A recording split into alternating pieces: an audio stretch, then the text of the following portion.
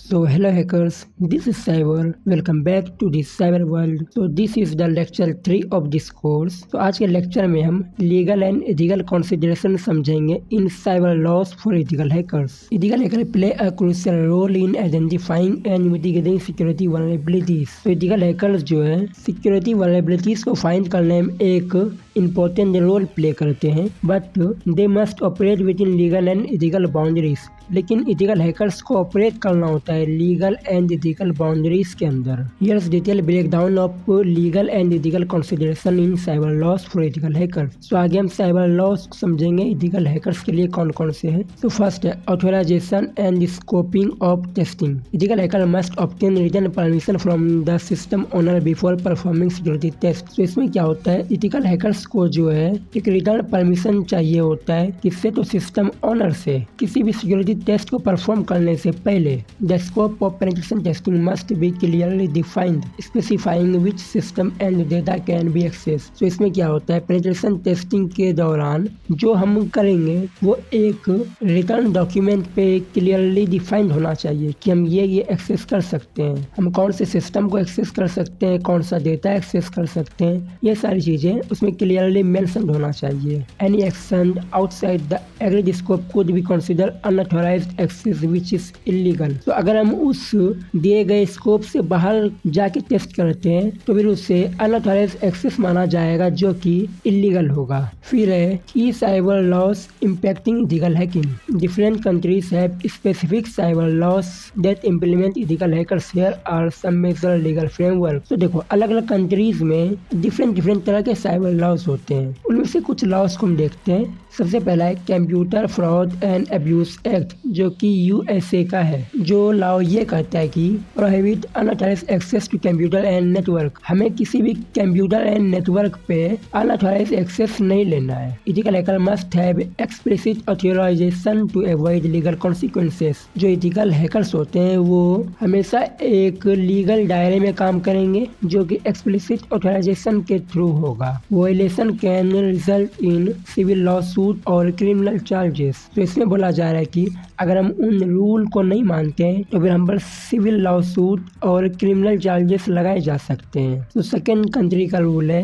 General data protection regulation जो कि EU का है. तो इसमें बोला जा रहा है protect user data privacy in European union. मतलब यूरोपियन यूनियन मतलब ईयू में क्या है कि हमें यूजर का डेटा प्रोटेक्ट करना होता है. Ethical hacker must follow strict guideline on handling personal data during penetration testing. Ethical hackers को स्ट्रिक्टली फॉलो करना होता है कि वो किसी भी पर्सनल डेटा को कैसे यूज करता है जब वो पेनिट्रेशन टेस्ट को परफॉर्म कर रहा होगा. देन उसके बाद है unauthorised data access even during ethical hacking can lead to fine up to 20 million euro और 4% ऑफ एनुअल रेवेन्यू. तो एथिकल हैकर जब अनऑथराइज्ड डेटा को एक्सेस करते हैं फिर चाहे वो एथिकल हैकिंग को ही परफॉर्म क्यों ना कर रहे हो तो फिर उसे फाइन लगाया जा सकता है अप टू 20 मिलियन और 4% of annual revenue. 20 million euro दे या फिर 4% जो है अपने सालाना रेवेन्यू का एज एन फाइन पे करे. देन उसके बाद है इंफॉर्मेशन टेक्नोलॉजी एक्ट 2000 इंडिया. यह हमारे भारत का लॉ है जिसमें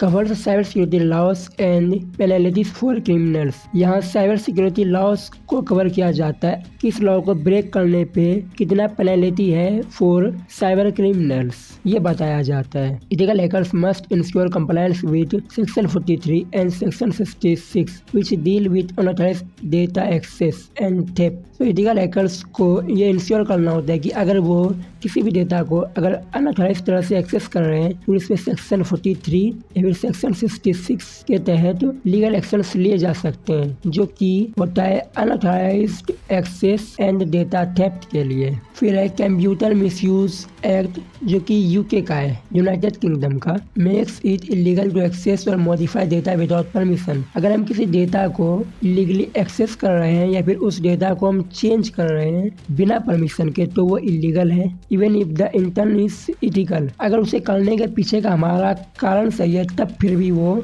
इलीगल ही माना जाएगा. Unauthorised hacking is a criminal offence.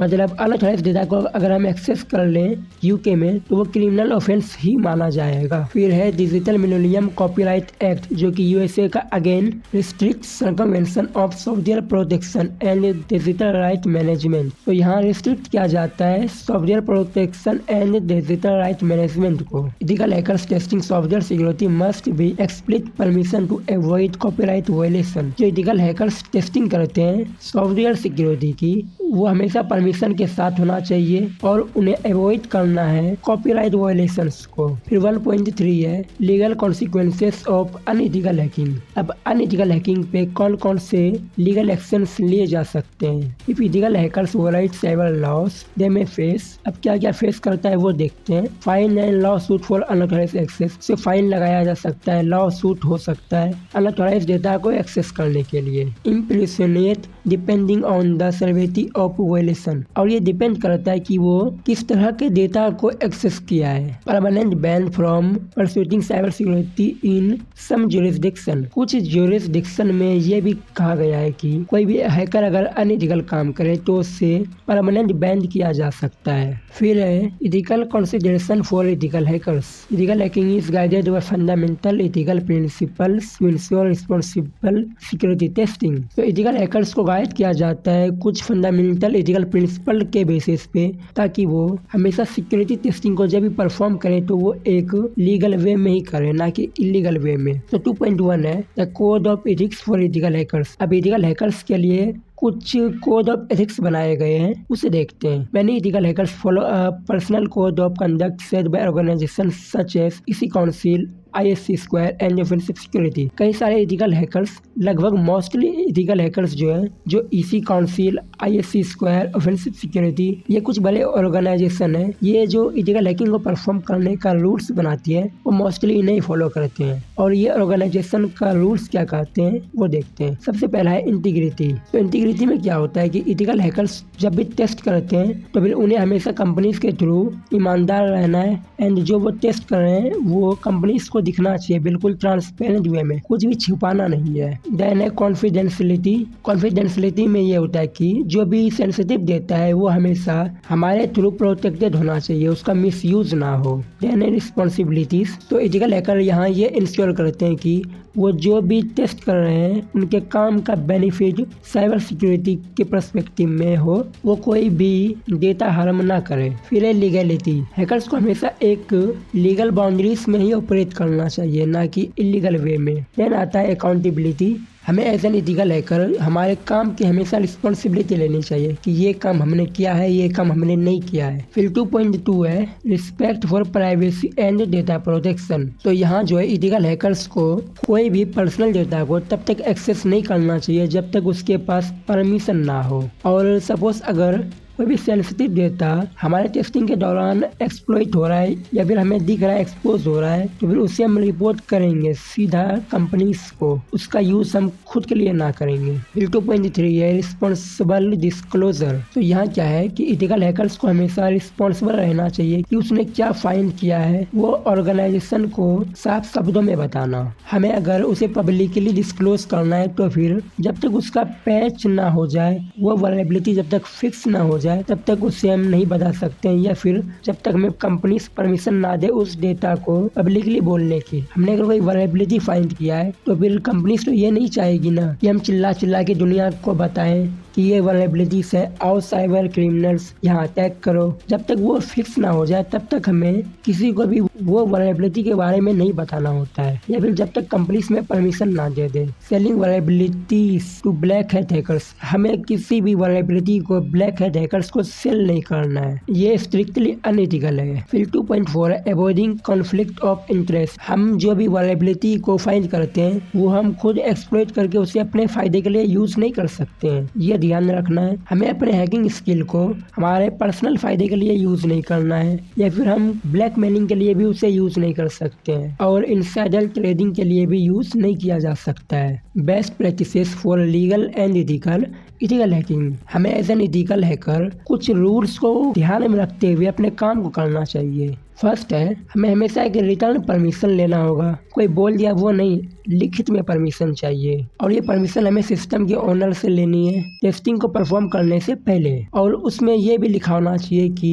हम क्या क्या टेस्ट करेंगे एंड उनके रूल्स क्या क्या हैं, जो कि क्लियरली मेंशन्ड होना चाहिए। एंड हम कैसे पेनिट्रेशन टेस्ट को परफॉर्म करेंगे वो भी मेंशन होना चाहिए। हमें इंडस्ट्री स्टैंडर्ड्स को भी फॉलो करना होता है, जिसमें हम कुछ मेथोडोलॉजी को डिस्कस करते हैं, जैसे OWASP है, निस्ट है, मिटायर अटैक है। ये सारी ऑर्गेनाइजेशन के मेथोडोलॉजीज को हमें यहाँ यूज़ करना है। देन उसके बाद आता है डॉक्यूमेंट एवरीथिंग। हमने जो जो फाइंड किया है, जैसे जिससे फाइंड किया है, वो सारी चीज़ों को डॉक्यूमेंट करना होता है, जिसमें हम एक detailed record of test mention करते हैं, हमने क्या फाइंड किया वो मेंशन करते हैं, और permission to protect yourself legally, हम खुद को लीगली कैसे प्रोटेक्ट करें वो भी होना चाहिए। हमें अवॉइड करना है वल्नरेबिलिटीज को एक्सप्लॉइट करने से, और वो किसके लिए, तो खुद के फायदे के लिए। हम अपने हैकिंग स्किल को इलीगल या फिर अनइथिकल पर्पस के लिए यूज नहीं करेंगे। देन रिपोर्ट फाइंडिंग्स रिस्पॉन्सिबली, हमें हमेशा एक रिस्पॉन्सिबल वे में रिपोर्ट को सबमिट करना होता है। हमें उसमें यह ध्यान रखना होता है कि हमने जो रिपोर्ट में डाला है वो कहीं डिस्क्लोज ना हो।